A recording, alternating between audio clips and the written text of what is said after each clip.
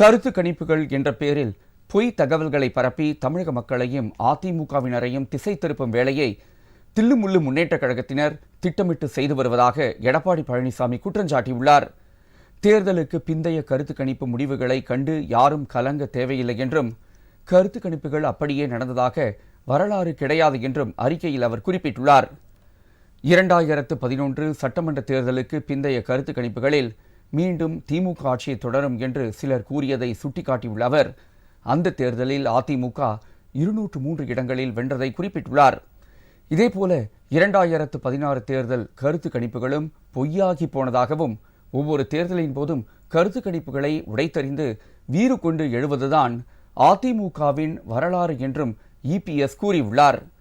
அதிமுக 210 தொகுதிகளில் உறுதியாக வென்று தனி பெரும்பான்மையுடன் ஆட்சி அமைக்கும்.